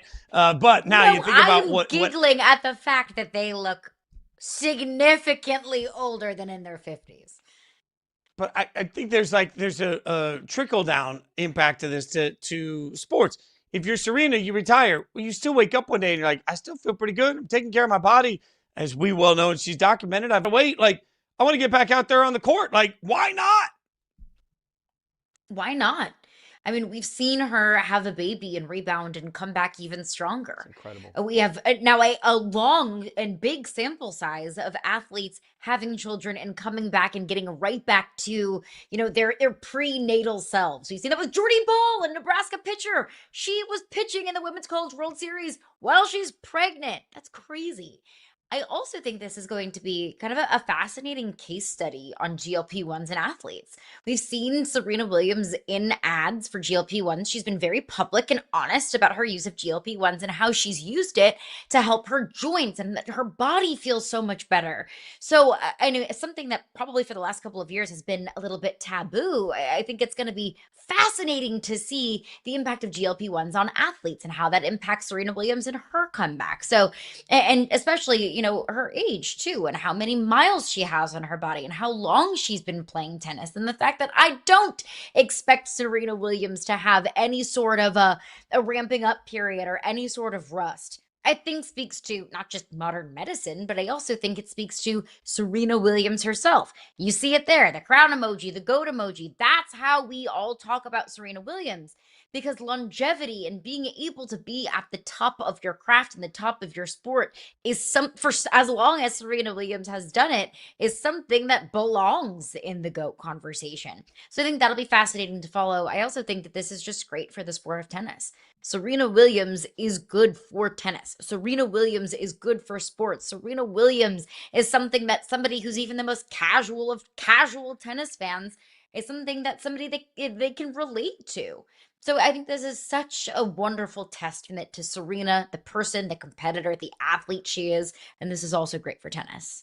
Yeah, it is. And certainly there's a part of me that always looks at the GOATs coming back, and I get a little sad sometimes. I get a little bummed out sometimes because it feels like every time Tiger comes back to golf, everybody flocks to Tiger, and all of a sudden the next generation of stars are again overshadowed. But the fact is, there just hasn't been a generation of stardom that's really gravitated to at least American pop culture when it comes to events like the French Open.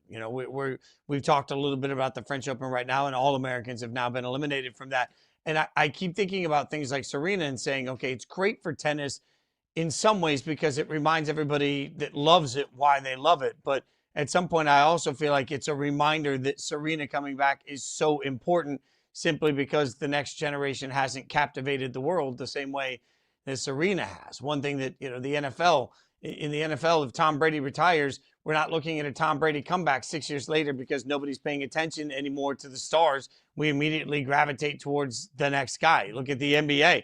Even if LeBron retires at the end of this season, sure, that will be significant. It'll be massive. But our attention the minute season starts will shift to the Wembys of the world that we talk so much about. We won't be sitting here 4 years later saying, oh, really need LeBron to come back in order to get this level of interest. One problem that some niche sports have is that they just never get the next star that can transcend the same way. So then we become overly obsessed with the return of the stars that we love. And then we watch those stars come back either for a moment, or when they do come back so often, they're less than what we remember. And all of a sudden that nostalgia chapter ends and you wake up and you realize you still don't have the next household name. I love Serena coming back, but for tennis as a whole, they've got to find the next Serena. They've got to create the next Serena. These things have to be branded. It's an intentional thing, creating superstars. And unfortunately, Serena's return being so important is a reminder that at least in America, not globally, but in America, there has not yet been another found transcendent superstar that can be the next Serena. I don't think you're giving Coco Gauff enough credit. I also don't think that the return of Serena Williams dilutes the impact of Coco Gauff. Just like when Tom Brady decided to come back, it wasn't like we all of a sudden weren't paying attention to Patrick Mahomes and Joe Burrow and Josh Allen and Lamar Jackson. There can be the great one and the GOAT, and then there can be the up-and-comers. I mean, I think the reason why you might feel that way is because Serena Williams has been at the forefront of our tennis brains for the last, 30 plus years? We first learned about Serena Williams when she was, 14, 15, 16 years old? I mean, she was in This Is Sports Center commercials when she was in high school. Serena Williams is now 44 years old. She's been around a really long time. Coco Gauff is only 22. I know it feels like she might be older because she also has been around for such a long time, but she's only 22 and has a lot of tennis ahead of her. I think she is the rising star. Naomi Osaka, the same way. I mean, she is a household name. She is a superstar in the tennis world. Sure, she might not resonate the same way that Serena Williams has for such a long time. But I don't think Naomi Osaka is going anywhere either. So while Serena Williams is the GOAT and will command that same kind of attention, I don't think that takes away from the Amanda Anissimovas of the world, or especially not the Coco Gauffs of the world. If there's any future Serena Williams, up and coming GOAT, up and coming Serena Williams, it's Coco Gauff. I don't disagree with the concept. I don't think that the world has flocked to Coco Gauff the way I thought the world had flocked to Coco Gauff. In fact, I go to, last year in the French Open final, Coco Gauff had 1.47 million viewers for that final, which was staggering numbers for tennis in America. That is very good. But compare that to the last time we saw Serena on the court have 4.7 million. So we're still talking about a third of the viewers for Coco Gauff that Serena got. Now, you're right. Coco's young, and she'd have to win a lot. That's the hardest part about this conversation, whether we're talking about golf or tennis or anything else. Is like we always want to anoint the next Tiger without acknowledging that you can't anoint the next Tiger without transcendent success for a generation, which takes time. So maybe you're right. Maybe if Coco goes out and dominates the way that Serena dominated, maybe if she puts her win totals in that sort of all-time great conversation, maybe she gets to that number. And while I think there is some momentum, Naomi Osaka, Coco Gauff, both people that are so open with personality, which I think is fun to watch in the sport for sure. It's so early. I have a hard time getting them to Serena. Maybe you're right. Maybe in a decade they are both to Serena, because it is a fair point that it needs time. Like it needs time to cook to get to that point. It's just not there yet. And maybe there just is no other Serena Williams. Maybe she just belongs on a total and complete different stratosphere as anyone else that we might see over the next few decades. Because honestly, I think having that conversation is fair for Serena Williams, because that's the kind of not just tennis icon she is and what she has earned on the court, but cultural icon she is. She was on the stage with Kendrick Lamar at the Super Bowl. Serena Williams has 18 million followers on Instagram. And not that followers on Instagram are everything, but I definitely think it's something, because that's how much just your regular average person wants to connect to and interact with Serena Williams. So maybe in a cultural setting and in a tennis way, there just is no other Serena Williams. And maybe that's okay. Maybe just putting her on her own pedestal is fine. Maybe we don't have to find the next Serena Williams right now, and we can just enjoy the Serena Williams right now.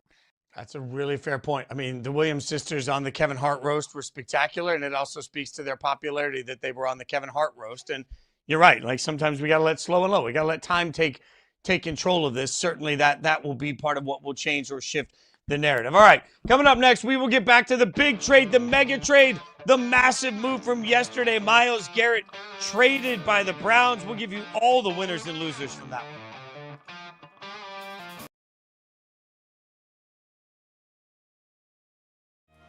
Going to go to the bench here at quarterback after 4 interceptions by Rubinu. This is Donovan Porchery. Played for Duke City last year, and he flips it out. Jefferson all the way to the end zone for the touchdown. So he hits the quick strike to Jefferson near side, and Jefferson goes all the way across the field and gets to the end zone, and just like that, 1 of 1 and a touchdown for Porchery off the bench. 9th receiving touchdown of the year for Jefferson. I mean, yeah, everyone loves to bring up all the pressure and tell me about the pressure. And I'm used to it. I've lived like this for quite some time now. For me, I just try to do my best to live in the moment. I wouldn't trade what I do for the world. So this is exactly where I want to be. And I just try to take it head on and enjoy every experience. I got a wonderful team and family behind me. And that's all that really matters.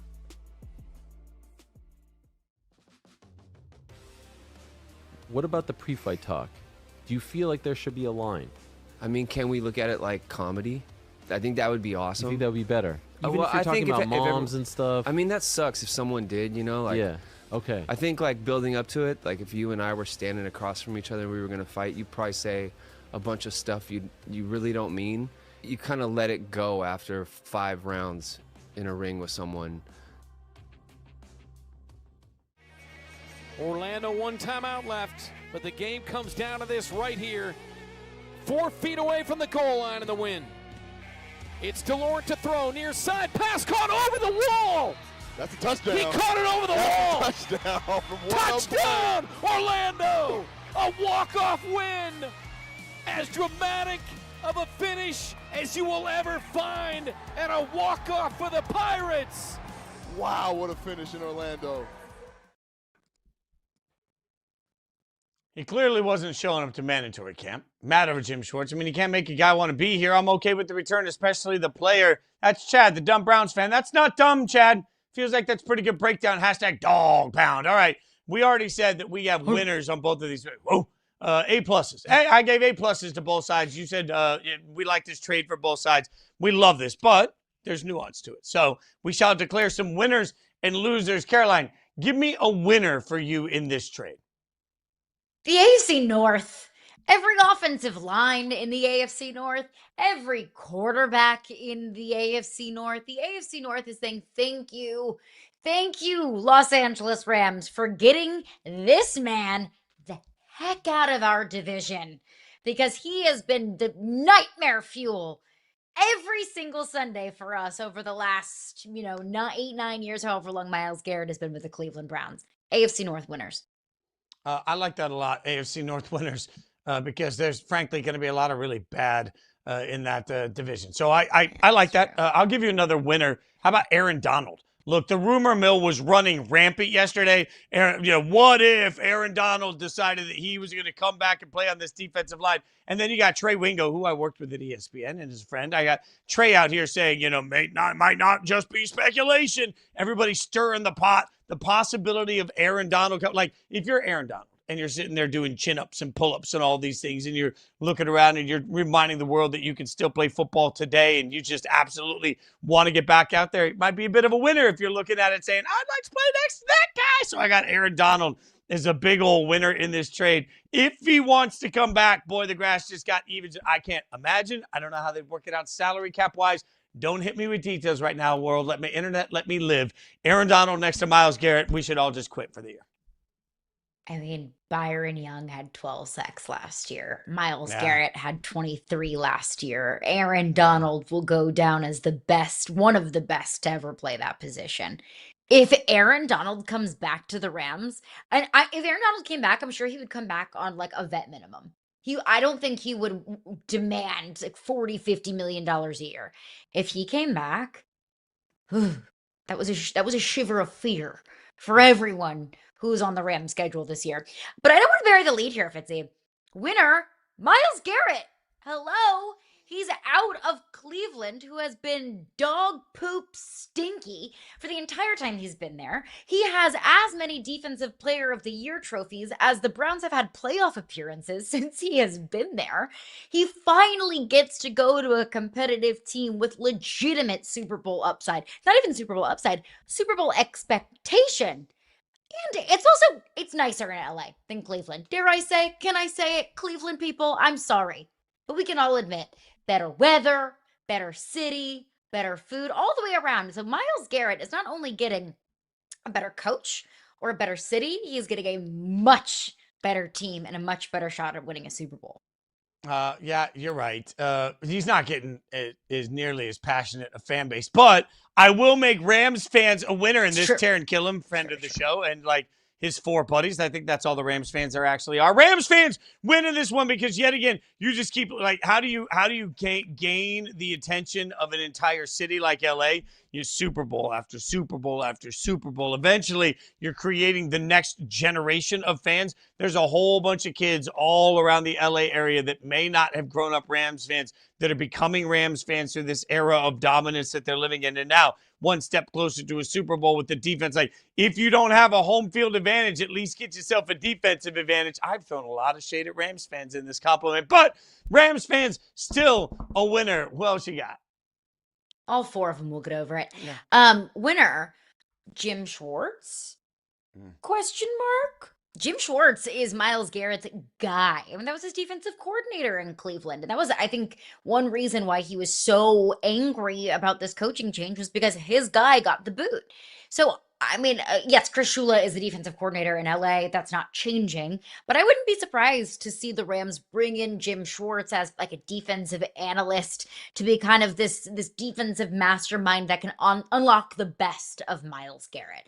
So he could come into the Rams. He could have a legitimate shot at winning another Super Bowl. Remember he won a Super Bowl with the Eagles just a couple of years ago. So this could be another shot for him. You know, he's on the street. He's a free agent to come into a team that could use his defensive prowess and could also help them win a Super Bowl. All right. I like that. I'm going to give you a really weird winner. You ready for a weird winner? Okay. The Arizona Cardinals. The Arizona Cardinals just won because any chance that there's a little letdown. Right. But that's the point. Arizona has one goal. 0-17. How do you get your quarterback? Like the Arizona Cardinals are so you-know-whatted right now that they're in a contract dispute to try and get Jacoby Brissett reasonably paid to be their quarterback so that Jacoby Brissett can go out. Like Jacoby Brissett should be asking for a raise knowing that he's going to get murdered by Myles Garrett repeatedly. But if I'm the Cardinals, I'm like, you know what? Fine. Go ahead. You guys go get better. We weren't going to compete with you guys anyway. You guys go all in. Trade away all your draft equity. Figure out what today looks like because by the time we're good, hopefully you won't be as good. This all wins for the Cardinals. They get one step closer to 0-17 and the first pick in the NFL draft, which is what they should want. Don't win a single game. You can't guarantee you'll outsuck everybody else. So you really got to work hard at it. Don't win a single game. This helps that. And then, hey, more draft picks gone for the Rams means that maybe by the time the Cardinals get it turned around, Arizona has a window of opportunity. Look at me being poly-positive in a what looks to be a winless season for the Cardinals. All right, how about that? I just turned the Cardinals into a winner, which is rare. Give me the losers. Who are the big losers? Thank you so much. Who are the losers in this one for you? Like, give me your first loser. Jared Verse. For the same reason why Myles Garrett is a winner in this. Jared Verse goes from a team where he legitimately could have won a Super Bowl, where he's had a really strong start to his career, where he's played important, high-level, big-time football games, and now he goes to Cleveland. Like, has Jared Verse ever played in a cold weather game before? I mean, like, Jared Verse is from Pennsylvania, so it's not like he's, like, new to the snow, but he played college football at Florida State. Now and then he was with the Rams in the NFC West. Now he's going to Cleveland. I mean, poor guy. The life adjustment is going to be a substantial one. Going from being a very famous football player in LA to being a very famous player for the Cleveland Browns is a little different. I'll give you another loser here, the Seahawks. Seahawks are the defending Super Bowl champion. I keep saying we don't pay enough attention to the Seahawks through all of it. Well, the Seahawks, just their road to repeating just got a lot more difficult. Last year, the two best teams in the NFL clearly were the Rams and the Seahawks. And those two games between these teams came down to the wire. Then in the playoffs, it comes down to the wire. Like these two teams so evenly matched. Well, the Rams just added a cheat code in Myles Garrett. So I think the path to repeating just got so much more difficult for a champion we forget exists. I think the Seahawks are weird, sneaky losers in this one, Caroline. I think they're definitely losers in this situation because I viewed the Myles Garrett trade as, look, we gave up 38 points in that final regular season game against the Seahawks and then 31 in the NFC Championship game. The Rams took that personally. I think those two games are two big reasons why the Rams went out and did this. So, yeah, I'm with you on that one. Another loser here, Ty Simpson. It was a puzzling pick when it happened. And now everybody's telling me, okay, well, the Rams did this because they knew they weren't going to have a first-round pick in next year's draft. Okay, fine. But now you trade away a piece of your defense that was probably going to be a foundational piece of your defense into the Ty Simpson era. We'll probably see, max 2 years of Matthew Stafford moving forward. So that would mean that Ty Simpson would likely take over the starting job in 2028. I saw Jared Verse as being a big part of that.